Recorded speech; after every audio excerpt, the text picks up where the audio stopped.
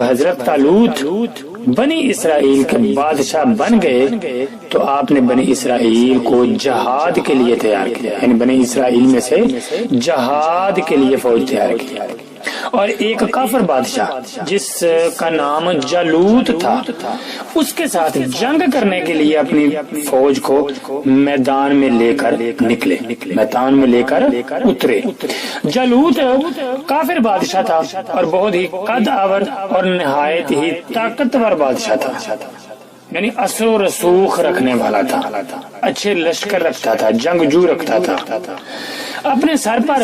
جالوت جو اپنے سر پر ٹوپی پہنا کرتا تھا اس کا وزن 300 رتل تھا۔ تصور کریں اتنی بھاری ٹوپی کو پہنا کرتا تھا۔ جب دونوں فوجیں میدان جنگ میں لڑائی کے لیے صف آرائی کر چکی تو حضرت طالوت نے اپنے لشکر یعنی حضرت طالوت نے اپنے لشکر میں ایک بہت منفرد اعلان فرما دیا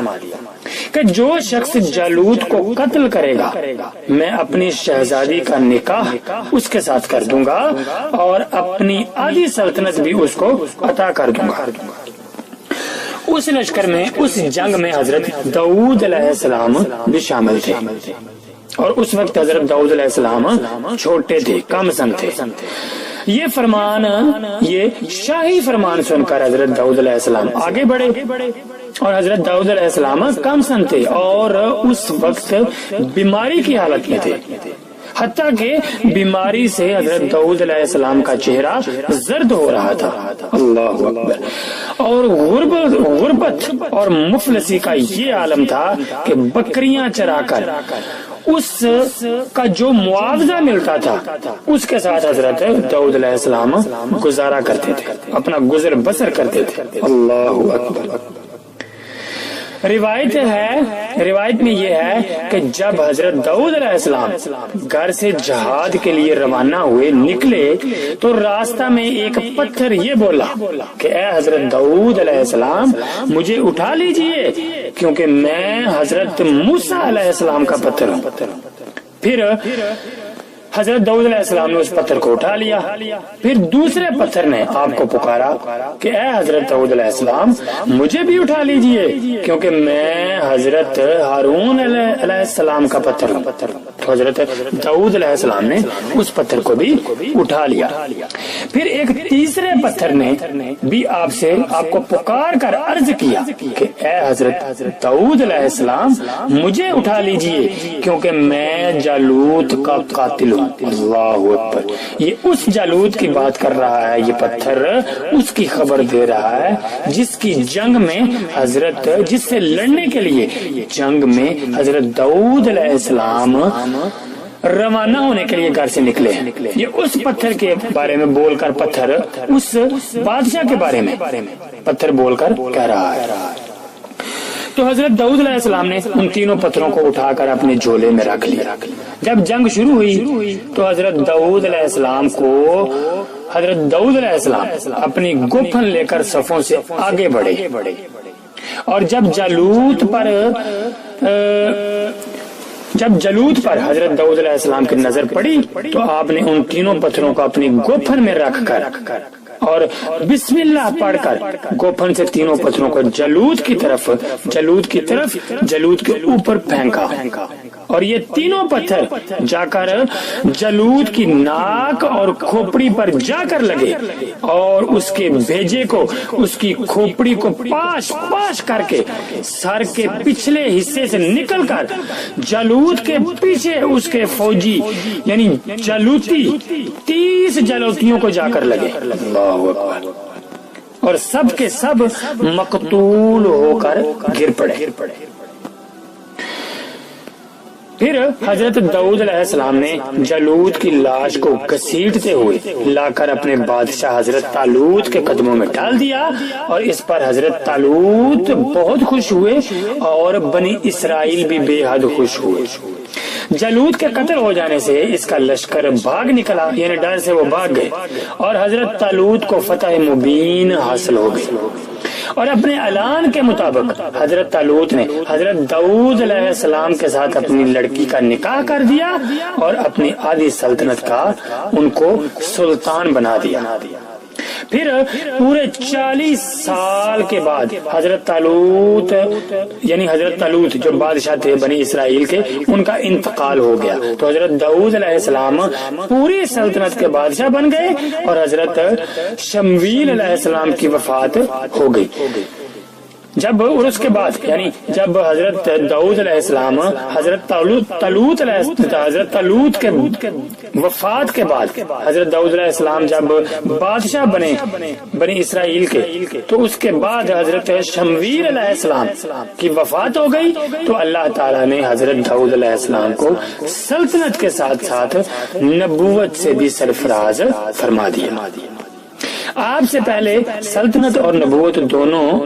اعزاز ایک ساتھ کسی کو بھی نہیں ملا تھا، یعنی حضرت داؤد علیہ السلام پہلے نبی تھے جن کو بادشاہت اور نبوت دونوں ایک ساتھ اکٹھے اللہ تعالیٰ نے عطا کیا تھا۔ آپ پہلے شخص ہیں کہ ان دونوں عہدوں پر فائز ہو کر 70 سال تک سلطنت اور نبوت دونوں منصوبوں کے فرائض پورے کرتے رہے، اور پھر آپ کے بعد آپ کے فرزند حضرت سلیمان علیہ السلام حضرت داؤد علیہ السلام کے بیٹے تھے، ٹھیک ہے۔ آپ کے فرزند یعنی حضرت داؤد علیہ السلام کے بیٹے حضرت سلیمان علیہ السلام کو بھی اللہ تعالیٰ نے سلطنت اور نبوت دونوں مرتبوں سے سرفراز فرمایا۔ اس واقعہ کا اجمالی بیان قرآن مجید کی سورہ بقرہ اور دوسرے پارہ میں یعنی سورہ بقرہ میں اس طرح ہے: وَقَتَلَ دَاوُودُ جَالُوتَ وَآتَاهُ اللَّهُ الْمُلْكَ وَالْحِكْمَةَ وَعَلَّمَهُ مِمَّا يَشَاءُ، جس کا ترجمہ کنز الایمان میں ہے، اور قتل کیا داؤد نے جالوت کو اور اللہ نے اسے سلطنت اور حکمت عطا فرمائی اور اسے جو چاہا سکھایا۔ حضرت اب چلتے ہیں حضرت داؤد علیہ السلام کی کمائی کا ذریعہ کیا تھا۔ حضرت داؤد علیہ السلام نے اس کے باوجود کہ ایک عظیم سلطنت کے بادشاہ تھے، مگر ساری زندگی ساری عمر وہ اپنے ہاتھوں کی دستکاری کی کمائی سے اپنے خورد و نوش کا سامان کرتے رہے۔ اللہ اکبر۔ اللہ تعالیٰ نے آپ کو یہ معجزہ عطا فرمایا تھا کہ آپ لوہے کو ہاتھ میں لیتے تو وہ موم کی طرح نرم ہو جایا کرتا تھا، اور آپ اس سے زرہیں بنایا کرتے تھے اور ان کو فروخت کر کے اس رقم کو اپنا ذریعہ معاش بنائے ہوئے تھے، اور اللہ تعالیٰ نے آپ کو پرندوں کی بولی سکھا دی تھی۔ حضرت داؤد علیہ السلام کے اس واقعہ سے جو ہمیں ہدایت کا سبق ملتا ہے وہ ان کی مقدس زندگی سے جو ہدایت کا سبق ملتا ہے وہ یہ ملتا ہے کہ اللہ تعالیٰ جب اپنے فضل و کرم کے دروازے کھولتا ہے، جب اللہ تعالیٰ اپنا فضل اور کرم فرماتا ہے تو ایک لمحہ میں رائی کو پہاڑ کر دیتا ہے اور ذرہ کو آفتاب بنا دیتا ہے۔ آپ اسی واقعہ میں غور کر لیجئے کہ حضرت داؤد علیہ السلام ایک کم سن لڑکے تھے اور خود نہایت ہی مفلس اور ایک غریب باپ کے بیٹے تھے، مگر اچانک اللہ سبحانہ و تعالی نے ان کو کتنے عظیم اور بڑے بڑے مراتب و درجات کے عزت سے سرفراز فرما دیا، یعنی بادشاہت بھی نصیب فرما دی اور نبوت بھی۔ ان کے سر پر تاج شاہی رکھ کر انہیں بادشاہ بنا دیا، اور ایک بادشاہ کی شہزادی ان کے نکاح میں آئی، اور پھر نبوت کا مرتبہ بھی ان کو اللہ تعالیٰ نے عطا فرما دیا۔ اس سے بڑھ کر انسان کے لیے کوئی بلند مرتبہ ہو سکتا ہی نہیں۔ پھر اللہ تعالیٰ کی قدرت کا جلوہ دیکھیے کہ جالوت جیسے جابر اور طاقتور بادشاہ کا قاتل حضرت داؤد علیہ السلام کو بنا دیا، جو اس وقت ایک کم سن لڑکے تھے اور بیمار بھی تھے، اور وہ بھی ان کے 3 پتھروں سے قتل ہوا۔ حالانکہ جالوت کے سامنے ان چھوٹے چھوٹے 3 پتھروں کی کیا حقیقت تھی، جبکہ وہ 300 رطل وزنی لوہے کی فولادی ٹوپی پہنا کرتا تھا، مگر حضرت داؤد علیہ السلام کے پتھر پھینکنے سے وہ بھی پاش ہو گئے۔ مگر حقیقت تو یہ ہے کہ اللہ تعالیٰ اگر چاہے تو ایک چیونٹی کو بھی ہاتھی پر غالب کر دے، اور اگر اللہ چاہے تو ہاتھی ایک چیونٹی کا بھی کچھ نہیں بگاڑ سکتا۔ اور اس کے علاوہ حضرت طالوت جو پہلے بنی اسرائیل کے بادشاہ تھے، وہ چمڑا پکانے کا کام کرتے تھے یا بکریاں چراتے تھے، اور حضرت داؤد علیہ السلام بھی پہلے بکریاں چرایا کرتے تھے، اور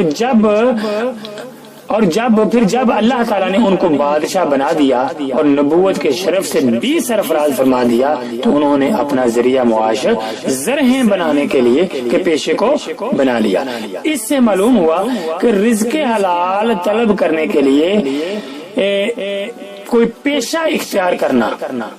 خواہ وہ چرواہے کا ہو یا لوہاری کا ہو یا کپڑا بننے کا ہو، الغرض کوئی محنت مزدوری کا پیشہ اپنانا رزق حلال حاصل کرنے کے لیے اس میں کوئی بھی قباحت نہیں، اور رزق حلال حاصل کرنے کے لیے کوئی جائز پیشہ اختیار کرنا یہ انبیاء و مرسلین اور صالحین کا مقدس۔ حضرت داؤد علیہ السلام کے زمانے کی ہے، لکھا کہ حضرت داؤد علیہ السلام کے زمانے میں ایک شخص تھا جو ہمیشہ اللہ تبارک و تعالیٰ سے یہ دعا کرتا تھا کہ یا اللہ آپ غیب سے مجھے روزی عطا کر دیجئے، مجھ میں محنت و مشقت کرنے کی طاقت نہیں ہے، آپ غیب سے مجھے رزق عطا کر دیجئے، مجھ میں طاقت نہیں۔ اور آپ جانتے کہ لاغر اور کمزور اونٹ کے اوپر بوجھ نہیں لا دیا جاتا، میں لاغر اور کمزور اونٹ ہوں، مجھ پر بوجھ نہ لا دیے، کمانے کا ٹنٹا میرے سر پہ نہ ڈالیے، آپ مجھے غیب سے روزی دیجیے۔ یہ دعا اتنی کثرت سے کرتا تھا کہ پورے شہر کے اندر مشہور ہو گیا تھا وہ شخص کہ یہ کچھ کماتا نہیں، بس یہی دعا کرتا رہتا، یا اللہ غیب سے روزی دے، یا اللہ غیب سے روزی دے۔ تو لوگوں نے گویا کہ ایک مذاق سا بنا رکھا تھا کہ یہ بڑا دیوانہ آدمی ہے، بھی تھوڑا بہت کمانا پڑتا ہے۔ اور یہ اس وقت کے جو پیغمبر ہیں حضرت داؤد علیہ السلام جو وقت کے بادشاہ بھی ہیں، وہ خود اپنے ہاتھ سے جو کماتے ہیں، کیونکہ وہ زیریں بنایا کرتے تھے، لوہے کی زیریں بناتے تھے، تو زیریں بنا کر وہ فروخت کیا کرتے تھے۔ تو کہا کہ پیغمبر خدا اور وقت کا بادشاہ وہ اپنے ہاتھ کی کمائی کھاتا ہے، اور یہ نالائق جو ہے بس ایک ہی دعا کرتا ہے کہ اللہ آپ غیب سے روزی دیجیے۔ تو یہ سلسلہ عرصہ دراز سے چلتا رہا۔ تو ایک مرتبہ گھر میں بیٹھے یہ دعا کر رہا تھا کہ یا اللہ غیب سے روزی دے دے، مجھ میں طاقت نہیں مشقت اٹھانے کی، آپ خود اپنے لطف سے غیب سے روزی دے۔ اب یہ دعا کر ہی رہا تھا کہ ایک دم اس کے گھر کے اندر ایک گائے داخل ہوئی۔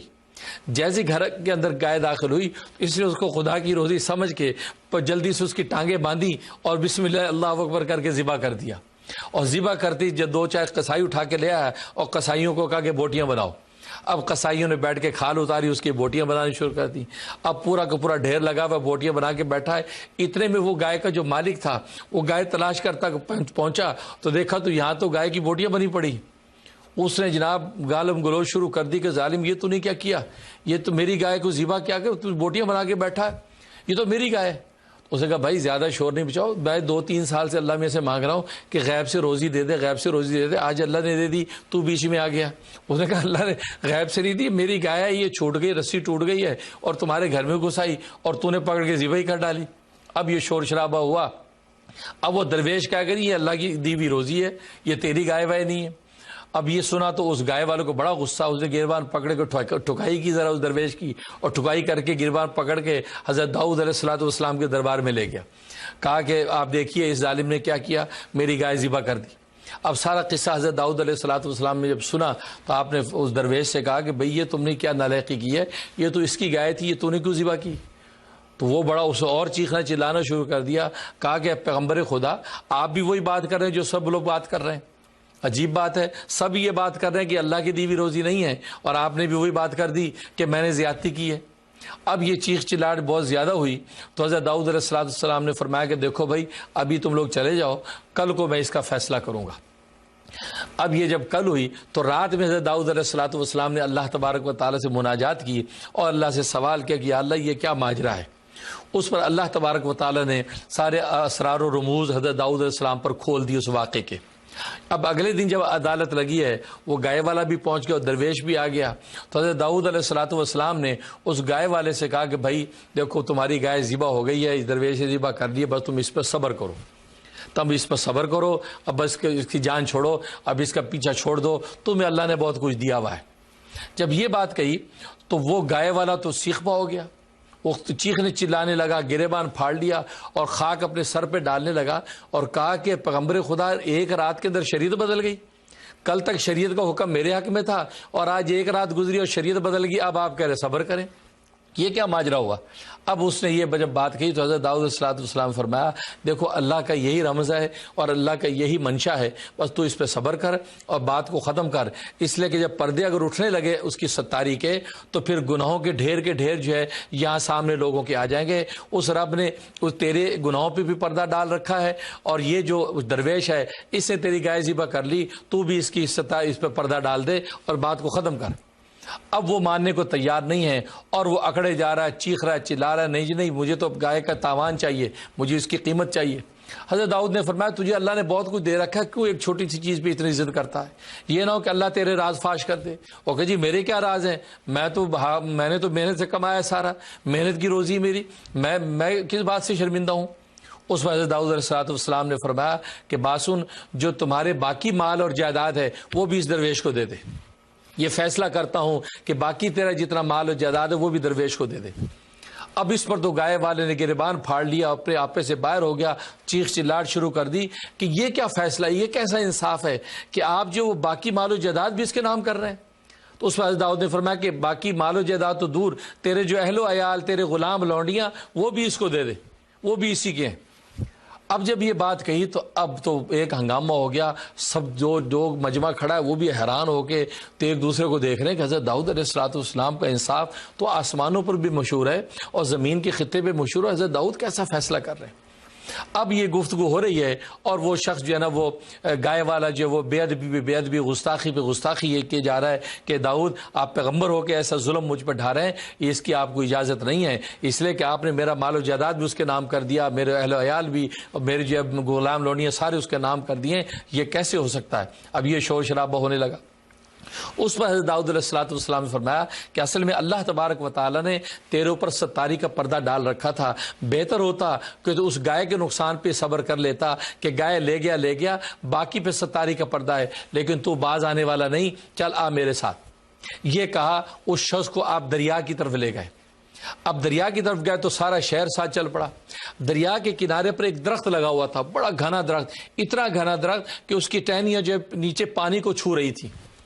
اس درخت کے اندر کی طرف جب گئے تو وہاں پر حضرت داؤد علیہ السلام نے فرمایا، اس شخص گائے والے سے کہا تمہیں یہ درخت یاد ہے اور یہ درخت کے اندر یہ جو جگہ ہے یہ جگہ تجھے یاد ہے؟